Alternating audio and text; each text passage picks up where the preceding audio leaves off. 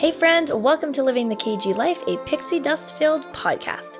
On today's episode, we have Pat Souza, who's going to be talking to us all about the magic of Disney vacation planning. So stick around, it's going to be great.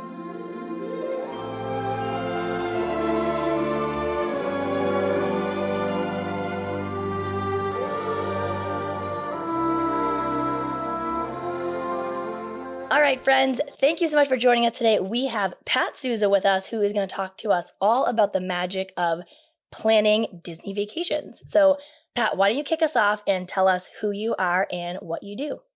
So my name is Pat Souza. First of all, thank you for having me. I am very excited to be on the podcast today.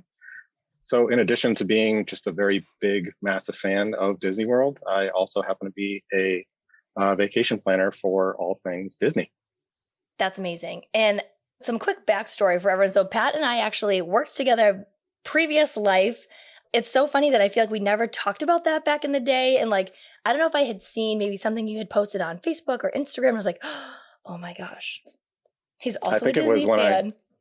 I ran the 5K for Disney last year, and I think you had commented on that. And yes. Yeah. Oh, we'll have to talk about Run Disney too. That is one of my all-time favorite Disney events. So give us a quick, since we haven't talked about it before, give me kind of like the backstory of your love for Disney, either your earliest memory or what made you fall in love with Disney. Yeah. So believe it or not, I didn't actually start going to Disney until 2016.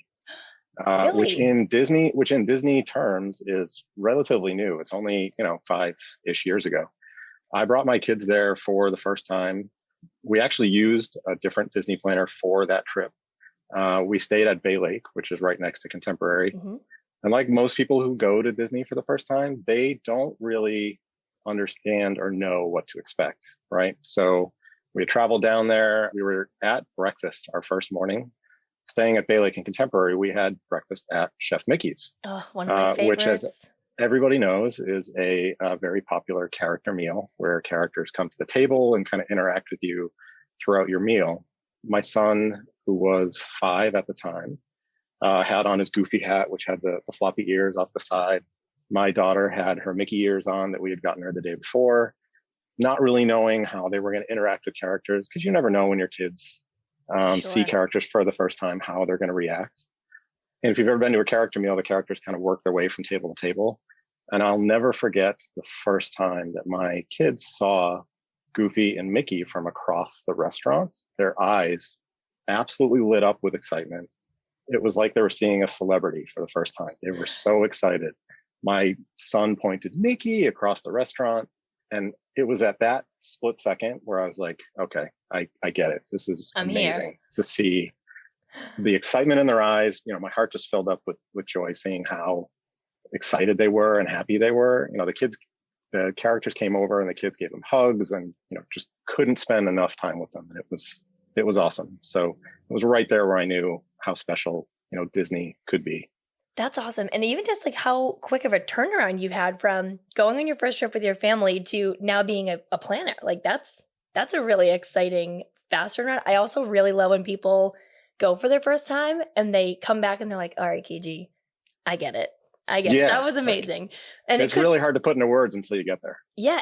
But exactly what you just described, almost that moment where you can see someone be like, oh, Mickey's here. Or Minnie, or whoever their favorite character is and how excited they get. And for people listening, if you haven't been to Chef Mickey's, I feel like it's kind of a hot take. Some people really love Chef Mickey's, some people don't. Mm-hmm. Chef Mickey's is on my to-do list every trip. Have to do it. I just feel like they always have, the character interactions are always fantastic. Pre-COVID, like Pat said, they can't come over to your table. And I just went a couple weeks ago, and it's a little bit further back. They still make it super fun. It's still really magical. Chef Mickey's will just forever be my favorite. Yeah. And everybody that goes to Disney, especially if you go, once a year or once every couple of years, everybody has that one moment or thing that they do that made their trip special for last time. For us, Chef Mickey's is that restaurant. Every time we go, we have to get either a breakfast or a dinner at Chef Mickey's just to say we did it, because that's our one special Disney place. Like your spot. Now, is character dining just breakfast and lunch, or is it also dinner at Chef Mickey's? It's dinner as well. So Chef Mickey's is a full-time character meal. So any meal you go at Chef Mickey's will be a character interaction. That's huge. And I feel like especially since they just announced, actually, at the time that we're recording this episode, a couple days ago, that character interactions were going to be coming back, that they're going to be a little bit different. But even if you're planning a trip and maybe you're not super comfortable yet, the character dining is a great way to get those good interactions in still a little bit of like an unprecedented time that yes, we're still living in. So talk to me about that transition. So how did you go from your first trip, falling in love with Disney, to becoming a vacation planner? Yeah, so it was our third year going, where we used the same vacation planner we had used the first two, where I had really taken over a lot of the planning. I kind of understood how Disney worked. I felt comfortable making reservations, how Disney worked, how our days were going to go in terms of rides and restaurants and stuff like that. Get all the pro tips. Yeah. And all of the, the tips and tricks to kind of make your trip smooth throughout the week. I talked to her after and said, listen, I was really comfortable and I enjoyed that process. What is the process to actually become a planner? And she had really helped me kind of get started in becoming a planner and, gave me the confidence to do it. She said, listen, I've been doing this a long time. I can tell this is something you'd be good at, and I think you should go for it. So ever since then, I've been a Disney planner. So yeah, for about 3 years now. That's amazing. And so you mentioned a little bit as you were traveling yourself, picked up some of those tips and figured out what works for you and your family. Mm-hmm. What's a tip that you feel like is top tier, something that through all your trips, you've realized this is what works best for you and your family? Yeah, so there's a lot. If I were to give somebody some general advice, it's really to do Disney at your own pace. One of the things that you can do with Disney is get tons of advice from lots of different places. You can look online, you can talk to other people that have gone. The thing I always tell people, and I use this myself as a mantra as well, is don't try to recreate somebody else's vacation, plan your own. I love that. Disney is a very big place. There's going to be a lot of pressure to see and do a lot of things, but don't do it at the expense of overstimulating or over planning your vacation. You are the only person who knows your family. So plan a vacation that your family is going to enjoy. Don't feel the pressure to try and squeeze every last ounce of everything that you can if that's not going to be fun to you. Because ultimately you want to leave and say you had a great time and you want to go back. So absolutely, yeah, plan your own vacation and do it at your own pace. That's huge. And I love that you said, don't make it or try to recreate someone else's trip. Because as we all know, social media makes everything look perfect, from even if it's a photo pass photo or the character interaction. You have no idea what happened behind the scenes, the tantrum that anyone in the group was having before the picture, after the picture. Shit can happen, and shit is not always perfect, even at Disney. So I think that's a really great tip to just almost kind of motto to have in your back pocket of make this your trip and what works best for your family. Is there something that you've over the years realized that you always thought you needed to do, or in the beginning thought you needed to do, or experience that come to find out didn't really work well for your family? I would say, and this is something I kind of learned on our last trip, is don't be afraid to spend time outside of the park. Oh, I love that. So a lot of people will feel pressure, again, to get in. You're at Disney. You want to get in as much park time as possible. Don't be afraid to spend an afternoon at the pool, or even take a day off in the middle. If you have 5 or 6 park days, take a breather, go to the pool for a little while, relax, recharge the batteries, sit down for a meal and just kind of take your time. There's lots to do at your resort as well as the park. They do movies outside. A lot of the resorts have activities by the pool for the kids that can keep them busy, so you can kind of relax in a chair for a little bit. There's lots to do outside of the park in addition to the parks themselves. So yeah, and I actually feel like I could probably take that advice myself. I feel like when I go to Disney, I'm at the parks, rope drop to close, or at a restaurant and then going right to the parks. And I feel like a lot of times I forget that they're also resorts. You're not just staying at a hotel with a bed and nothing else. There's, to your point, so much going on at the resorts that you can do and even give your feet a break from walking 20,000 steps a day and actually enjoying all the other amenities that they have around. Yeah. At the pool, the cast members are great. They'll do dance competitions for the kids. They have hula hoop competitions. There's, they'll make tie-dye with the kids. There's all kinds of great activities, and it depends on the resort you're at. So there's a lot of great things to do outside of the park as well. I love that. So if somebody listening is like, this is really interesting to me. I don't know much either about Disney. I've never gone before, or I don't know what a vacation planner is or what they do. What does somebody need to know if they want to use a vacation planner, or how would they decide if a vacation planner is right for them? Yeah, so there's lots of different reasons to use a vacation planner, and all of them are great. I would say the number one reason to use one is we're free. So, Free people, free. we work on behalf of Disney to make sure that you have an enjoyable trip first and foremost. So there is no harm in reaching out to a Disney planner for help for their trip. A good Disney planner will, kind of work with you at your own pace. If you want to use a Disney planner and say, can you make all my reservations? Can you help me and tell me where to go? Can you reach out to Disney and do everything on our behalf?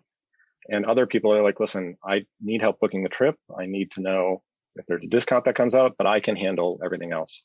So you can use as much or as little of the vacation planner as you want, but having them there's no harm in it. So there's definitely an advantage there.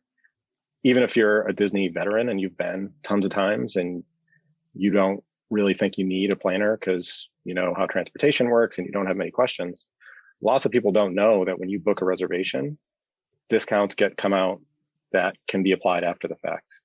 This year, more than ever, we have found how quickly things at Disney can change. Even this week, yesterday, actually, around 4:00, Disney announced that Disney Genie was being released. Mm-hmm. So as a Disney planner, my first job is to make sure that my clients that are going is to make sure that they're informed about what Disney Genie is. How does it work? How do I get it? Things like that. My job is to make sure that they're informed and they don't have to spend hours that night doing research to learn about it or to call Disney and wait on hold for 2 hours because everybody wants to know what it is or how they add it. So it saves you a lot of time as well. That's huge. And I feel like Disney Genie and Genie Plus could be its whole own probably series of episodes. Probably, yes. Yeah, it's a hot topic right now. Yes. And so as of right now, they've said October 19th is when it's going to come out. I'm really curious. My next trip is in December. So I'm really curious to see how that all works. So I'll be watching very closely over the next couple months and seeing all the things that I'll need to prepare for when I go on you and everybody else, we're all very curious how it's going to go. I'm excited though. I think it's going to be great. Me too. And I feel like it's really coming around because I did a couple trips during like 2020 towards the end and early 2021. And the parks then versus when I just went a couple weeks ago is so different. Like it's really, it's still quieter, but it's not nearly as quiet as it was. The crowds are coming back. People really want to make sure they get in what they can. So I feel like if that's going to be a great way for us to stay organized, make sure you can get what you can done, let's see how it goes. Exactly. And another reason too, you brought up a good point in terms of crowds. A lot of people will book a Disney week, not knowing anything about that week in Disney. I had somebody reach out to me this week, says, hey, we would love to go. We're thinking of going like the end of November. I said, you can absolutely go, but just be aware it's holiday season. It's a very high crowd time to go at Disney. If there's other weeks we can think about going, here's what the crowds typically look like. And I said, I'm so glad you told me that because crowds are our number one. We want to stay away from the crowds. It was just a convenient week for us. So that was our first week we looked at. Yeah. So talking to a vacation planner and kind of relying on their experience with crowds and anything that changes through Disney is a big plus. And to your point too, with the crowds, it's interesting because it could be like week by week where like the week before or the week after Thanksgiving might not be as crowded as the week of Thanksgiving or any holiday or Run Disney weekends, things like that. Run Disney weekends are a big one because not a lot of people like Marathon weekend. Everybody thinks, January, nobody goes in January except Marathon weekends. And there will be a lot of people there for Marathon weekend. Yep. So let's talk a little bit more about how the vacation planning part works. So how does it work for you and how does it work for the guests? If they say, hey, Pat, I'm ready, I want to book something, how does that collaboration work? Yeah. So, somebody will reach out and we'll typically have a couple planning sessions to go over resorts and just different options for their trip and what their ideal experience is going to be for that week. And then it's just a matter of putting a deposit down. Like with Disney, everybody knows they are super flexible with their vacations. So anytime you would like to book a vacation, it's only $200 to put a hold down on a reservation. And then the rest of your balance isn't due until 30 days. If something happens between then and that 30-day mark, the trip is fully refundable. You can make payments as you go, or they're super flexible with it. In terms of my job for the day you reach out and kind of the end of the trip, I am your number one resource for any questions you have on that trip. So I would help you make your dining reservations if you'd like to. Which is huge. Yes. So for those that don't know, dining reservations open up at 6 a.m. The day you're eligible at 60 days before your trip. For most of my clients, they'll have me make them for them. So I will be up at 5:30, ready to make those dining reservations for you. Your balance is due at 30 days, but there's all kinds of things in between. So you have to make park reservations. People have questions on magic bands or which park they're going to be at each day for park reservations. There's lots of things that go on in between, and it's my job to kind of keep you on that schedule and do things on an appropriate timeline. And now, does everything have to be booked like as a package, or could you kind of go a la carte and say, I want to be at this resort and then have these certain experiences? How do they choose what they do for that trip? Yeah, it comes down to each family has their own things. For some families, it depends on what's important to them in terms of where we're going to, which resort they're going to pick. They could want to be in a deluxe resort because being close to a park and having that convenient transportation is the number one thing that's most important to them. They don't have to book a package either. If you wanted to book tickets only because you're staying offsite at a different hotel and you have a timeshare that's in the family that you have for the week and you just want tickets to Disney, I can help with that as well. A lot of people do split stays. So if you're going to be there for 5, 6, 7 days, and you want to experience more than one resort, you can book, your first 3 days of the trip in one resort and then move your bags over and your stuff over to another resort and experience a different resort for the second half of the week. So there's lots and lots of different ways to do it. I've actually just started to get into the split stay realm. My brother also goes often, and he and his wife love to do split stays and kind of check out the different places. Is that something that you've either done or do often? So I haven't done it yet, but we will be doing it for our next trip. We have a trip planned next year, and that is something we are doing for our next trip. Kind of, not a true split stay. We're actually doing our first Disney cruise next year, pending with whatever COVID requirements happen to come out in the next year. But we do have a trip planned on the new Disney Wish. So we're going to be going down to Animal Kingdom before the cruise, staying there for a couple days, not doing parks and just kind of experiencing that resort, because that resort in itself, for those that haven't gone, is almost like a park. There's animals around the resort and there's tons to do there. So we're excited for that. We have the Disney cruise, and then when we come back, we're going to be staying at Beach Club. So it's kind of almost like a 3-way split stay. Yes. I love that. Yeah. And that's actually a really good point, because a lot of people have asked what kind of vacations you can plan as a vacation planner. Is it just Disney World? Do you do the cruises? Do you do Universal at all? How does that all shake out? Yeah, so I'm actually certified and trained for both Universal and Disney. Awesome. So I can help with both, but I do help with all things Disney. And a lot of people think that's just Disney World, and especially being on the East Coast, I will say that's the majority of the trips I deal with, but I can also help with Disneyland. I can also help with Disney Cruises, Aulani, which not a lot of people know about. That is their Hawaiian resort. I've heard it's unbelievable. Yeah. One family I know went last year and they had an unbelievable time. I was so jealous because I love Hawaii. And then I can also help with Adventures by Disney, which not a lot of people know about, but that is their kind of tourism branch where they can walk you through and take you on tours through different countries. So you can get Disney tour guides to take you on a tour of London or Venice or Greece. So that's so cool. I feel like a lot of people don't know about that.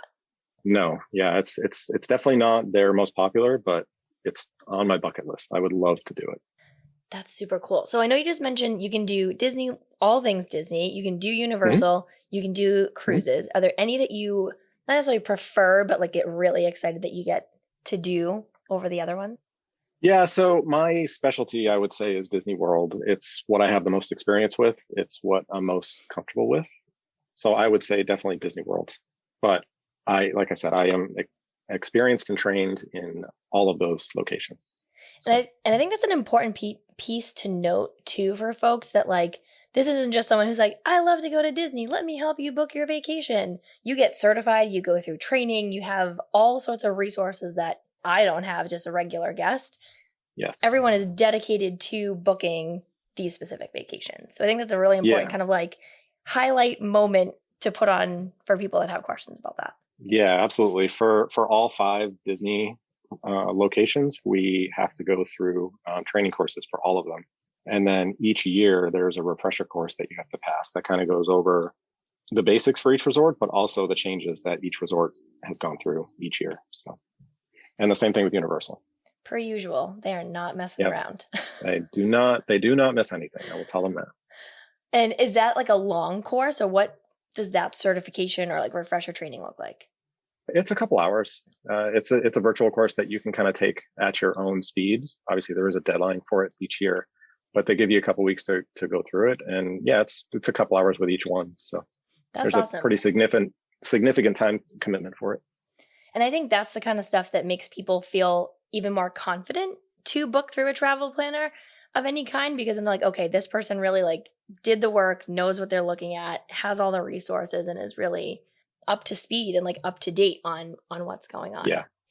So what would you say are the top things that people either need to know, they need to consider, they need to think about if they want to look into booking with a Disney vacation planner? I would say there's a lot of planning services out there. I mean, you mentioned it earlier, you know, a few people that do Disney planning. Mm-hmm. There's a lot of us. I would say when you're looking into one and picking one, pick somebody that you know you'll have a good rapport with. You definitely want somebody that's going to be responsive. A good Disney planner should be there for you whenever you reach out. You don't want to pick somebody who's going to kind of book your trip and say, have a good time. You guys are leaving on X day and it'll be awesome. You know, that person should help you with everything for that trip. They should answer your questions on transportation. They should help you book dining, and they should even, you know, tell you about the rides. You know, a lot of people will say, oh man, I would love to ride Slinky Dog. I think my kids will love it.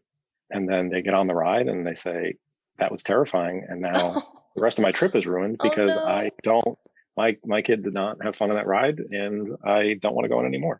And the kid doesn't want to go on anymore either. Yeah. So it's one of those things where you kind of have to understand the family you're dealing with, what they're comfortable with, what is going to give them the best Disney experience. Because Disney can give you as much or as little as you want, right?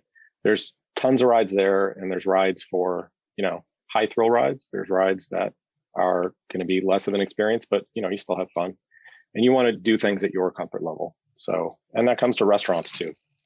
If you have a restaurant that you recommend to somebody, you want to make sure that they're going to enjoy the food there and that they're not going to be frustrated with, you know, the choice that you made for them. So when picking a Disney planner, make sure it's somebody that you're comfortable with and is going to be helpful with you, you know, along that whole kind of planning journey. And it sounds like building somebody you can build a good rapport with too, who's going to actually be responsive and be communicative. That's important. Yeah. And I think the dining piece too is interesting. My dining window is coming up very soon for my December trip, and it's me and our family's going, and I'm usually the planner of the group. So everyone's like, you just let us know what we're doing and when to show up. But dining can be really stressful.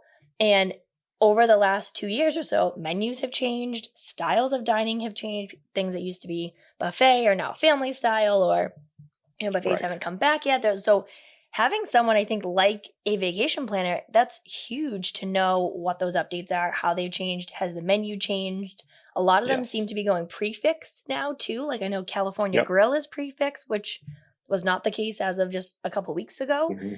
So just knowing how those menu options or the style options are going to change is going to completely affect your and there's a lot that goes into that too. It's not just the price or the type of food that they serve, but where the restaurant is located is almost as important or the most important thing in, you know, your kind of your restaurant choice. Sanaa is probably the best example of that. It's a pretty highly recommended restaurant and everybody's like, oh, I would love to eat at Sanaa. There's animals right outside the window. It looks awesome. And I agree. It looks like an awesome restaurant to go to, but it is difficult to get there. Really? I've It's never in been. it's in Animal Kingdom Lodge, which is a separate resort. It's not at Animal Kingdom itself. So to get there, you actually have to take 2 buses because there are no buses that go from resort to resort. So not having a planner, Interesting. you said, "Oh, we have a dinner at Sanaa at 6 o'clock."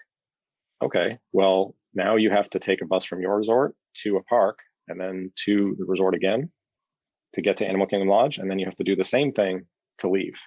So Right. not understanding that kind of time commitment or location is as important as the food itself sometimes. Yeah, or even knowing that like if you don't want to go through, it sounds like a bus hop situation, you could probably Exactly. take an Uber, but then that's going to be an additional cost on top of Yes. an expensive dinner and the whole rest of your trip. Yeah. Yeah. And that's not to downplay Sanaa. Sanaa has amazing food and always gets really great reviews. But going into that, not knowing about how to get there can ruin the meal before you even get there. That's on my bucket list, so that's really important to think Yes. about. That was actually Well, I mean, for you, it might be easier if you don't have kids or, you don't have a family to kind of truck over there. yep. You might be okay with that bus. But if you've got, small kids that are kind of they don't have as much patience as maybe you or me, that might not be a great thing. Yeah, well, we were thinking about it for we're going down. Me and some friends are going down for Princess Weekend for Run Disney in February, and Awesome. I'm doing all 3 races. So like I may not have the patience by the end of the day myself to do That's true. to Yeah. do something like that. Yeah. So important things to consider. So you've mentioned a few different really great benefits and perks of working with a Disney vacation planner. What do you think is, aside from it being free, which I think is like hands down, asterisks, stars all over the place, really important benefit and perk that it is Yeah. free to the guest. What would you say is the other like top number one reason that someone would say, yes, I want to book with a vacation planner? For me, I mean, it's tough to say outside of the free. It's really the resource, right? If you don't want to spend time on hold with Disney, and Because you will.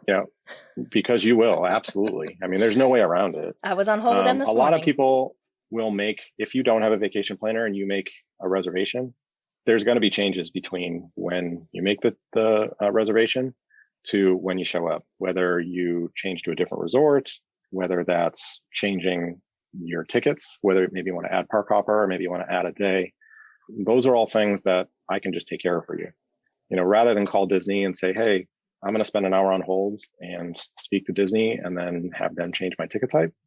You can send me a quick email and say, hey, Pat, we want to add fifth day to our ticket and make our park reservation for Magic Kingdom. Great. I'll call Disney now. And you spent 5 minutes sending that email, whereas I'll spend the time on hold for you because that's what I'm here for. So like I said, for Disney veterans, if anything, in addition to being free, it's a huge time saver. That's important. And I think for people that, to your point, are not maybe Disney veterans, the stress that sometimes that planning piece can cause. Mm-hmm. And you mentioned this a little bit earlier too with some other things, like that sometimes makes the trip almost like take some of the magic out before you even get there.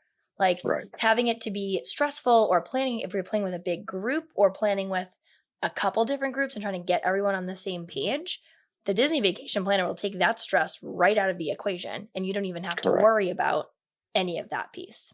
Yeah. And it's understanding kind of all of the variables, right? So you can't treat Disney kind of like Canopy Lake where you book the trip and you show up and you're going to ride some rides and have a great time. You might be able to do that, but the odds are you're going to get there and be very overwhelmed with Disney. Disney is a very big place. It's 4 parks. There's multiple modes of transportation. There's 25 resorts, 50 plus restaurants. You're not going to really know what to do. And it's super easy to get overwhelmed with all that. And that's really where I come in to kind of help narrow that down to make sure that you're not overwhelmed with all those details and you just have a good time for the week. I love that. So what would you say is your favorite planning pro tip across the board? Oh, that's a tough one. I don't want to give away too many secrets, but I would say a lot of people don't realize that you can order groceries. You get to a resort and a lot of people think, man, I'm going to have to buy Disney food all week. You don't. There are multiple grocery delivery services like Amazon or Garden Grocer or Instacart or even Walmart now, where you can press a button when you get off the plane and Disney Bell Services will actually hold your groceries for you, even cold stuff. So for me and my kids, yogurt is a big part of our breakfast. So it's hard to just kind of not have that for a whole week. So we get some yogurt and we put it in the fridge. We get a case of water. We get some snacks and some small breakfast stuff. And, when we're on the go in the morning, it's easy to just grab those things and just head to the park or have some snacks in the bag when the lines are too long at quick service, That's a huge one. And I just did that for the first time when we went just a couple weeks ago as well. On the way from MCO to the hotel, we went on Instacart, filled out a bunch of things. Same thing, water, stuff for breakfast. We're like, okay, we know we're not going to do a big breakfast. We did Chef Mickey's one day. And then the rest was like, let's just grab some stuff and head to the parks. Even just having like, body armor or like a Gatorade, water, some little snacks when you get back to the room is more helpful than I think I ever realized. Yep. Because otherwise you get in there and you don't realize it. Yeah. Yeah. And I tell people all the time, people are always worried with some of their kids, like, oh, I don't want to eat at this restaurant because my kid is super picky. Or what if we get in the park and, he doesn't like the chicken fingers? You, by all means, can pack a sandwich, peanut butter and jelly, turkey, whatever they're going to eat, pack it and bring it in the park. Disney lets you bring food in the park. They're not going to stop you if that's what your son or daughter eat. So don't let anybody tell you have to eat Disney food all week. Don't be afraid to bring in your own food and, eat your own snacks for the week. There's nobody stopping you. Yeah, absolutely. And that's another one that I think people don't realize or they just don't know until they talk to someone who's like, no, you can absolutely bring food in. Like Disney knows you're going to spend your money on other stuff. Exactly. They are well aware of that. So they're like, hey, bring in your snacks. That's fine. That's something that I was fascinated by. When we did our first big family trip in 2019, my dad actually brought it was like a backpack, but it was a cooler.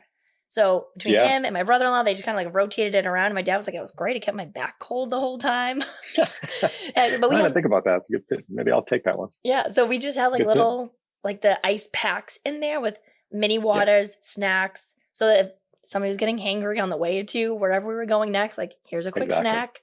And we were all good. You weren't paying $5 for a bottle of water. Yeah, exactly. Yeah, you can bring water in. My daughter's young enough to do where we still have a stroller. So we usually pack the bottom of the stroller with a couple snacks and water.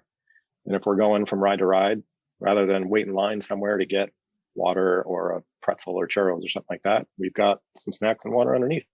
And easy fix. Yeah. And then I think that when you do get the Disney snacks, then they're even more special. Like whether it's the churro, the Mickey pretzel, whatever it is that you're getting, then you're like, okay, I made sure that I got this one snack or a few snacks that are my favorites. Yes. So speaking of favorites, before we jump into one of my favorite segments of the podcast, any last bits of info, special things that people need to know about vacation planning? I don't think so. I think we've gone over quite a bit. I think as a Disney planner myself, I really got into this to try and help families experience Disney the way that we do. Since the first time we've gone, every time we go, we have an awesome time. I come back, I look at the pictures we took for the week, and I can't talk or share, enough about them with other people. And my hope really is that people that go to Disney have as much fun as we do. I don't want them to do the same vacation we do, because like I said earlier, it's not my vacation that I want them to have. They have to do it on their own speed and their own terms. I just want to ensure that they have as much fun and experience, the same kind of feelings of magic and happiness that we do when we go. So that's really my goal with every trip. I love that. And knowing that people are just as excited for you booking the trip and they're not even on your trip is going to make you, I think, more excited as the trip comes up, as you're talking to them, asking questions. Like you're going to just continue that almost like momentum of excitement as you get ready for your trip. Yep. I love that. All right. So let's jump into, we can do a speed round of favorites. So I'm going to list off something and you tell me what your favorite of it is. Are you ready? Great. I'm ready. Is there a timer that I have to be aware of here? Nope. You are free to go as long or short. If you have some context or color commentary you want to provide, feel free. Sure. All right. Okay. So what is your favorite resort? So favorite resort that I've been to and stayed at, I would have to say Contemporary. I loved Contemporary, from Chef Mickey's that I talked about earlier to being able to walk to Magic Kingdom. that resort will always have a special place in my heart. It's amazing. Have you seen the new Incredible rooms yet? They just got released, and the first families are staying there this week, and they look awesome. I was just going to say, I feel like I'm dying to see, because it looks like they were like cutting it pretty close to the first with getting them all done. Yes. Yeah. No, it was close for sure. I mean, that's, pretty standard for any kind of construction. You got to wait till the last minute, but they look awesome. I'm excited to stay in them. I'm excited to see those. For a resort I haven't stayed in yet. So our last trip, we stayed at Caribbean Beach, which is right next to Riviera. Mm-hmm. And you can actually walk over there. So we all walked over there quite a bit. We got quick service there a couple times, and I fell in love with Riviera. That one moved quickly to almost the top of my bucket list for where to stay. It looks amazing. It's beautiful. Have you eaten at Topolino's yet? Yes, that is probably my favorite restaurant now. It might be more, I might like it more than Chef Mickey's. We had breakfast there last time and it was amazing. Well, that was the next question, so we can check that one off the list. Okay. But I totally agree. The breakfast at Topolino's is incredible. And I didn't realize that you can just continue to order more food. Our server was like, yeah, if you want some more stuff, I can just bring it over. And one of them was really, she's like, you got to try the quiche. And I was like, I'm not really a quiche person. She's like, I'm just going to bring it over. And if you don't like it, that's totally fine. She's like, but I think you should try it because it's amazing. And I was like, okay, she really wants me to try this quiche. I will try the quiche. And it was good. Again, quiche isn't really like my jam, but it was good. Yeah. They truly just want you to experience everything there. Yeah. And not a lot of people, this is advantage of using the planner. Not a lot of people know that when you book there, Topolino's originally started as a buffet. So it's a flat rate when you go in there. So the restaurant menu is all you can eat, really. So they give you individual plates, but you can order as many of those plates as you want. See, pro tip. Tip. Any other restaurants that you really love? Oh, that's tough. I really loved Beer Garden. We went this last time. That is the dinner in Germany in Epcot. We loved it when we went in there. And this is really tough because I love so many. Yak and Yeti was really good last time too. I haven't eaten at either of those. I'll have to check those out in my next trip. Beer Garden has entertainment, and they just bring a plate of meat and potatoes and pasta to your table, typical German food. That sounds delicious. And it was, I had a giant beer at the table, typical German, dinner. It was awesome. Oh, that sounds amazing. All right. Favorite park? Oh, this one's hard. The easy answer is Magic Kingdom because it's the biggest and the most obvious. It's got the castle, it's got the fireworks, it's got probably the most rides. So I'd say outside of Magic Kingdom, we had an amazing time in Animal Kingdom this last time. Yeah. Animal Kingdom is one of those parks that every time we go, it grows on me more and more. And this last trip, we had such an unbelievable time there. It's one of those parks where there's not a lot of rides there, but if you go and kind of slow down and look around, there is so much to do and see that it's so easy to miss. This last time, my daughter, she called it the Junior Wood Scout book, where they give you a book and you have to go around the park and collect badges. Mm-hmm. But you don't know about that. There are cast members that have certain hats on, and they have, I think, an orange scarf thing that they wear that separates them from other cast members. And if you walk up to them and show them the book, each of them have kind of a 5-minute presentation that they give, and you get a badge. So that entire day at Animal Kingdom, my daughter carried that book around looking for these cast members that nobody else really knew about. And we experienced something at each one. That's so fun. We'll have to do that with when I go in December with my niece and nephews. I feel like they would love that. It's awesome. It's one of those parks where, again, there's not a lot of rides, but you have to kind of stop, slow down, look around, and kind of experience the things that you wouldn't see if you're just running to the next ride. Yeah. And Animal Kingdom, I feel like, has a very different vibe than the rest of the parks. I actually had never gone until 2019. We did our first family trip. And I was like, wow. I've never been. I'll go. I'm sure the kids will love it. And when I went in 2020 and the beginning of this year, I was like, I'm just going to walk around. I loved Everest. It was awesome. We loved the safari. Mm-hmm. So the last 2 solo trips that I did, I just kind of walked around and found little nooks to sit and watch the water. They had the little water cavalcades and stuff. And it was just forget that you're in Disney World. It is a totally different, you feel like you're truly in a totally different place. And then like Mickey and Minnie go by on a little boat and wave. And you're like, whoa, what is going on? But I agree, the detail that they have in that park is A+. Yep. And we had actually, leading up to this trip too, Disney Plus had just come out and we watched the Animal Kingdom show on Disney Plus. Yep. I can't remember what it's called off the top of my head, but it's a show where they kind of, each episode is surrounding 2 or 3 different animals. One week it was giraffes, another week it was crocodiles, and so on. There was probably 7 or 8 episodes. And we went into Animal Kingdom that day, having seen that show and knowing some of the animals' names. And we knew some of the park keepers that were there.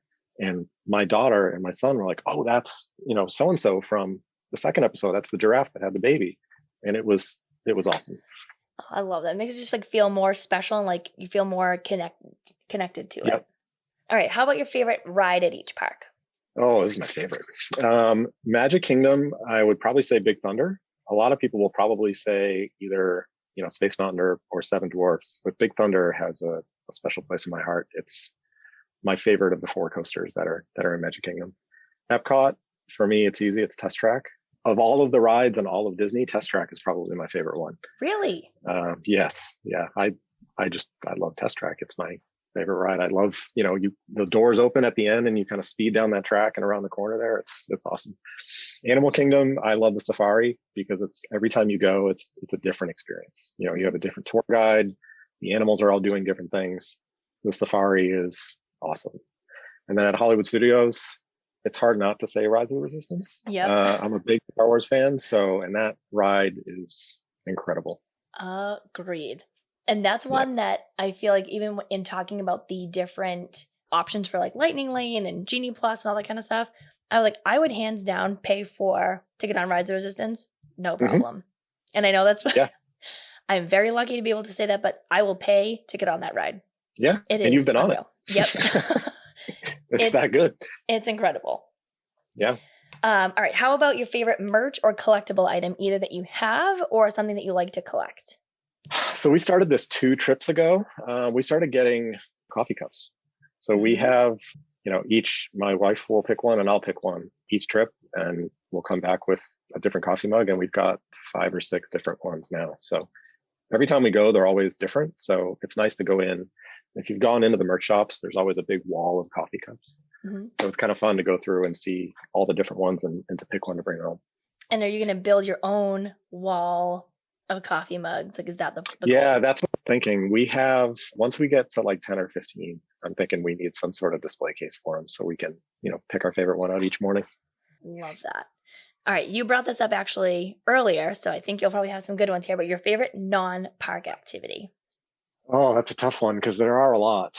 I'm going to go with a less popular option here. 2 years ago, about a year ago, in 2020, we went with a couple other families just before COVID had hit. We went January 2020. And the morning we were flying out, we had a later flight. I think our flight was at like 3:00. And we had some time to kill. So rather than kind of squeeze in more park time, I said we were actually staying at the Fort Wilderness Cabins, mm-hmm. which I'm not sure if you've ever been there, but it's right on the water. I haven't, a great place. But I've heard that they're unbelievable, especially around Christmas time. Everyone says that's like the place. I highly recommend it. Yeah. Well, Fort Wilderness Lodge is the best place for Christmas time. Oh, okay. Fort Wilderness Cabins, also great for Christmas because all the campers there kind of decorate. But anyway, we said, let's do a fishing excursion. So we actually rented through Disney a fishing guide who in the morning picks you up at the dock. They supply the rods, the reels, all of your bait, and they take you around Bay Lake to different fishing spots, and you fish for a couple hours. That's and it was so awesome. Cool. So me and my son went out, and another dad and his son went out for about 3 hours, and we just went to different spots. So we fished outside of the Poly. We fished kind of in the middle of the lake, and then we went over by Contemporary. And I've got pictures of my son catching his first real big fish, and it was awesome. It's something I'll never forget. I didn't even know that was something that they offered. That's so cool. Yeah. Generally, any of the resorts that are along the water, the boat will pick you up right at the dock and take you out for a couple hours and go fish. Yeah, it's awesome. Wow. And was that something that was really expensive? I think for the four of us, it was like $200 for, and don't quote me on the price, but you know, $50 a person or $100 a family for a couple hours. It wasn't terrible. Yeah, that's not bad at all. So definitely if you and your children or you and a group of adults want to go do some fishing, that sounds like a really great option. Yeah, no, it was fun. And the guide was awesome too. He was super knowledgeable, you know, answered any questions we had, knew all the good spots to go to. It was great. The amount of knowledge that Disney cast members have is wild to me. Like I will never get over it. Yeah. All right, last two favorites. What's your favorite Disney movie? Do Marvel movies count? Sure. They're I feel like if they're on Disney Plus, we can put them in the bundle. I mean, if Marvel counts, it has to be Endgame. As sad as the ending was, I am a sucker for all things comic book. The whole Infinity War Marvel series was a favorite of mine, and I loved all the movies, but Endgame was awesome. If I'm looking outside of Disney, I'm a big Incredibles fan. So you're definitely going to love the Incredibles new contemporary look. Exactly, yeah. So I was especially excited for those. I'm glad they have a place in one of the resorts. Yeah, and because they really only have at Hollywood Studios that little, what do they call it, Incredibles Plaza, like the little small area near Toy Story Land. Yeah, where you can get the Num Num cookie and which is delicious. Edna Mode. Yeah, we had a couple of those last trip. They were very good. All right, and last one, favorite Disney character. Oh, again, does Marvel count? We can do Marvel and non-Marvel. Yeah, it's tough because the Marvel characters aren't in the Disney parks, which always bums me out when we go because I just want to meet Iron Man. So I'd say Iron Man. Outside of that, I would probably say Goofy. He's the best. And Goofy is always one of those character interactions that's always super fun. Yeah, and it's because my son loves Goofy so much. He always has the Goofy hat, and that was the first character he really kind of interacted with when we first went. It's special reason for it, I guess. Now, since you love Marvel so much, have you gone to the new Avengers campus yet in Disneyland? I have not. And that was when that came out. I'm like, this might be the reason that gets me across the country to see Disneyland versus Disney World. Every time we plan a trip, it's like, do we want this one to be Disneyland or do we want to go to Disney World? And I can never get away from missing Disney World, so we haven't done Disneyland yet, but that might be the one that gets me there. It looks incredible. I mean, even just seeing like the animatronic Spider-Man that they have, and it looks like a typical A+ Disney experience. I'm excited to see that. Yep. All right, so last two questions, and this is, I think, my most favorite piece that we talk about on these episodes is magic moments, because everybody has those really special times at Disney. So the first is, what's your favorite magic moment that you've either had or experienced as a guest? And then your favorite Disney moment that you've either been able to get for a guest or plan for someone as a vacation planner. Specific moment is tough. In terms of just magic overall and for what I was able to create for a guest, I had a family that had a trip planned for last year. And obviously with COVID and everything, that trip couldn't happen. So they were able to reschedule that trip for this year. And talking to them leading up to the trip, seeing how excited they were, but also nervous about, is the trip going to happen? Is something going to happen with COVID? There's a lot of uncertainty surrounding it. And they were very nervous about things. Mm-hmm. They were able to go in September, and then seeing their kind of reactions and how they experience things throughout the week. I talked to them almost every morning about what they were going to do for the day, what they were going to experience, and just hearing how the day before went and how much fun they were having and how relieved they were once they got there and kind of saw everything and experienced everything. It, made all of the work and planning worth it. So it wasn't necessarily for me a single moment, because not all Disney trips are a single moment. Yeah. You kind of deal with cast members, and there's lots of different reactions throughout the trip that kind of add up to, how the trip went for the week. They had finished out the week with, not really going to any of the parks at night. And I was talking to her during the day. I said, listen, take a break during the day, go to the pool, relax. I think you're going to love the fireworks at Magic Kingdom. You guys are going to see Happily Ever After, which is only going to go on for a couple more weeks. You're going to be one of the last people to experience that. I know your kids love fireworks, and there is no fireworks show like Happily Ever After. So yes, I would encourage you to make the time to try to see that. And she did. And she actually messaged me that night when she got back to the hotel, and she said, I am so glad you kind of gave me the extra push to go because that was the most amazing thing I've ever seen. It was awesome. So that was great. I will love Happily Ever After until the day I die. It was I am bummed show. It's gone, and I'm excited for the new show. I'm always excited for new things, but it means saying goodbye to old things. So, and Happily Ever After was the first fireworks show I experienced with my kids, and I'm a little sad that we don't get to see it again. So there's lots that you can watch on YouTube. I watch them all the time myself. Yes. Yep. Yeah. I mean, we watched throughout quarantine and all that. We put the fireworks on quite a bit. So. Oh, so good. All right. So how about your favorite magic moment as a guest at Disney World? So I'll go back to the last trip again, just because it was the most recent. We were in Animal Kingdom again, and we had just finished lunch at Yak and Yeti. Cali River Rapids was closed for the day. We had watched it all morning. It was a ride that I haven't been on yet, and my kids were excited to do.